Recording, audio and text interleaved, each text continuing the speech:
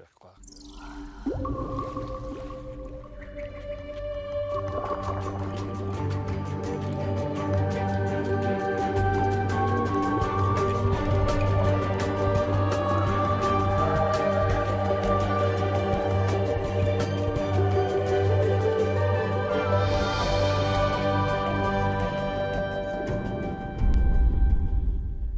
Madame, mademoiselle, monsieur, bonsoir et bienvenue dans notre magazine Il était une fois. Merci d'être avec nous. Ce soir, Il était une fois, la conférence Saint-Vincent de Paul. Et pour en parler, je suis heureux d'accueillir Adrien Devrez et Nathalie Baillet. Bonjour, bonsoir. Bonsoir. Et merci d'avoir accepté notre invitation. Alors, Adrien Devrez, vous êtes le président de la Société Saint-Vincent de Paul ici en Belgique et vous, Nathalie Baillet, vous êtes bénévole dans une des conférences Saint-Vincent de Paul. Alors peut-être, avant de comprendre tout ce que vous vivez, comment sont nées ces conférences Saint-Vincent de Paul? Adrien Devrez. Alors, en 1833, il y a Frédéric Ozanam, qui était étudiant à Paris, à la Sorbonne, avec un groupe d'amis. Ils étaient catholiques, c'était un temps d'anticléricalisme à ce moment-là, et puis ils se faisaient interpeller en disant « oui, vous disiez catholique, mais en pratique, qu'est-ce que vous faites ?» Et ils se sont réunis, ils se sont dit « ok, que pourrions-nous mettre en place ?» Beaucoup de pauvreté et de misère à ce moment-là à Paris, et donc ils se sont dit on va aller à la rencontre des plus pauvres, leur rendre visite à domicile, et ainsi est née, en partant d'un groupe d'amis de 6 étudiants, la première conférence, et très vite, ils ont attiré d'autres personnes. 6 ans après, ils étaient 2000, et comme ils étaient étudiants, il y en a qui sont retournés dans leur ville d'origine, hors de Paris, et le mouvement a essaimé comme ça en partant de France. Actuellement, la Société de Saint-Vincent de Paul est présente dans 140 pays, et il y a plus de 780 000 membres bénévoles actuellement, dans le monde entier.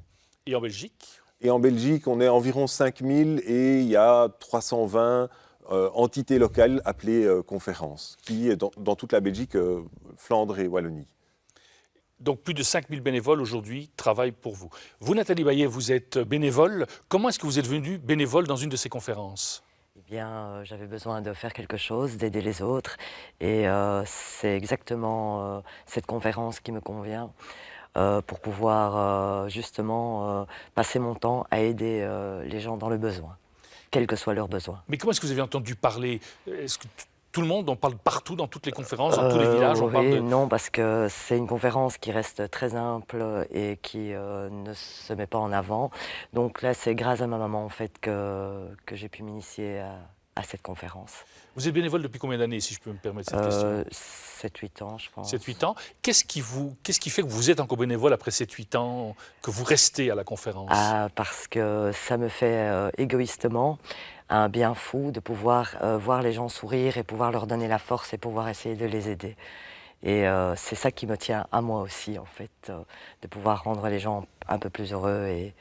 Ce qui veut dire qu'on ne fait pas simplement que servir les besoins, mais il y a aussi tout un travail d'écoute? Il y a surtout l'écoute, l'accueil, l'écoute, leur rendre leur force, leur sourire, pouvoir partager des choses avec eux, pouvoir apprendre des choses d'eux aussi.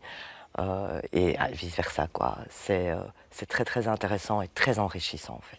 Et qu'est-ce que ces conférences proposent, en fait, comme type de service? Parce qu'on peut se dire, voilà, il y a le colis alimentaire, c'est ce qu'on entend le plus souvent, mais est-ce que c'est juste ça, ou bien vous proposez une multitude de services? Alors, le colis alimentaire, pour nous, c'est vraiment une porte d'entrée pour pouvoir, par après, accompagner les familles. Et je dis bien accompagner, on respecte le choix des familles sur leur chemin de vie. Maintenant, il y a le colis alimentaire, l'écoute, mais il y a aussi des vêtements de seconde main, du mobilier de seconde main. Certaines conférences ont des logements de transit, logements d'urgence.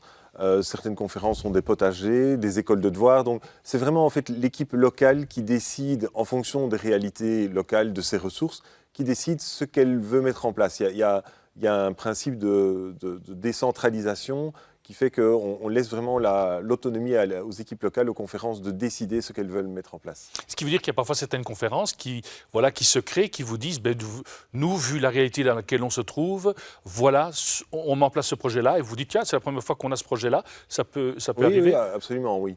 Et donc, il y a par exemple une conférence qui a une maison d'accueil pour femmes victimes de violences conjugales. Donc, et il n'y a que cette conférence-là qui a ça. Ça correspond à une réalité, à un projet, à un moment donné. Ça s'est fait et c'est un exemple particulier. Voilà.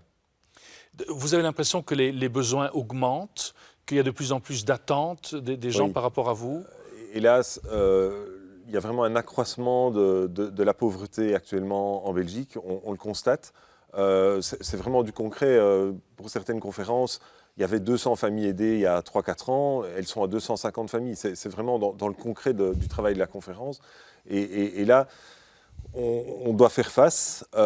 Et donc c'est important aussi, même si c'est difficile au niveau local, d'essayer de s'attaquer aussi aux causes de la pauvreté. Mais là, on doit le faire en réseau avec d'autres. On ne sait pas le faire tout seul. En tant que petite équipe locale, il y a vraiment une mise en réseau qui est nécessaire pour essayer d'aller contre des politiques qui sont appauvrissantes dans beaucoup de situations. Les personnes qui viennent, Nathalie Baillet, qui viennent chez vous, par exemple, vous voyez aussi une augmentation dans la conférence où vous êtes depuis que vous avez commencé depuis 8 ans, qu'il y a de plus en plus de gens qui... Oui, bien sûr, il y a de plus en plus de pauvreté. Des gens qui ont besoin d'être accompagnés, bien sûr. Chaque année, je pense qu'il y a des inscriptions, mais aussi, on a aussi le bonheur de voir quand même quelques personnes qui peuvent s'en sortir, mais ce n'est pas équilibré, quoi. Il y a quelques personnes qui arrivent à s'en sortir et qui ne doivent plus avoir nos besoins, mais il y a beaucoup plus d'inscriptions chaque année, quoi. Il vous arrive à prendre des surprises, tout d'un coup, vous voyez des gens qui viennent et vous dites non, pas eux. Je ne m'attendais pas à ce qu'ils aient besoin Si, de nous. oui, parce que parfois les gens ne montrent pas leur intérieur ou de ce dont ils ont besoin. On les voit comme ça en rue et on croit que tout va bien. Bien sûr, on a déjà été parfois étonnés des gens qui poussaient notre porte. C'est facile de pousser la porte, vous avez l'impression? Pour les gens, c'est quelque part, c'est leur dignité qui est atteinte de devoir aller chez vous. C'est pas facile de pousser la porte. Et point important, Saint-Vincent-de-Paul disait, à la limite, ce n'est pas les gens qui viennent pousser la porte qui devraient avoir honte. C'est nous qui devrions avoir honte d'être dans une société où c'est nécessaire de devoir aider les gens pour les sortir de la misère. La honte, elle devrait être de notre côté. Mais c'est clair que lorsque des familles viennent pour la première fois, pour certaines familles, on se rend compte que ce n'est pas un problème, et il y a d'autres familles où vraiment il faut ravaler sa dignité. On vient avec les larmes aux yeux parce que on ne sait plus faire autrement que de venir pour demander un colis alimentaire, oui. Donc non, ce n'est pas facile. Et donc c'est vraiment important. Il y a tout un travail de la part des bénévoles de respecter la dignité et de dire aussi, voilà, tu as honte de venir demander un colis, mais ce n'est pas à toi à avoir honte, c'est à la société à avoir honte en fait. Vous êtes formé quand vous êtes bénévole, justement. On vous dit, voilà, venez, maintenant vous pouvez faire ce que vous voulez, ou bien dites non, quand même, parce qu'il y a tout l'accueil, il y a toute l'écoute. Est-ce que... Oui, formé, disons qu'on travaille en équipe, donc forcément il y a des gens qui ont plus d'expérience, qui nous aident quand même quand on arrive à pouvoir apprendre justement à écouter les autres, à voir ce qui ne va pas et à déceler. Bien sûr, ce n'est pas vraiment des formations au type, mais oui, on est un petit peu formé par les plus anciens, quoi, quelque part, quoi, bien sûr. Ça fait combien de personnes que vous aidez comme ça, pour avoir un peu une idée, parce qu'on dit, voilà, la précarité augmente et tout, mais en termes de chiffres, pour qu'on ait un peu une idée claire de la situation? On a plus de 200 000 personnes aidées, mais ce nombre s'accroît encore d'année en année, mais on est à ce niveau-là, en fait, oui. 200 000 personnes qui ont besoin de l'aide des conférences Saint-Vincent-de-Paul, quels que soient les services que vous demandez. Donc c'est aujourd'hui plus de 200 000 personnes par rapport à une population d'11 millions. Donc 200 000 personnes ont besoin de votre aide. Et on ne touche pas tout le monde. Le taux de pauvreté en Belgique, c'est 1 personne sur 7 qui est touchée par la pauvreté. Donc c'est clair qu'on ne touche pas tout le monde. On n'est pas implanté partout. Il y a plein d'autres organisations avec qui on travaille en réseau qui travaillent aussi dans cette lutte contre la pauvreté. Quelqu'un qui nous entend, qui dit « mais moi j'aimerais bien participer à ce type de service à la société », comment peut-il faire pour vous connaître? Est-ce qu'il y a un site internet où on peut trouver des informations à la fois avec des comptes bancaires pour vous soutenir financièrement ou voir comment devenir bénévole? Donc, il y a un site internet qui s'affiche actuellement.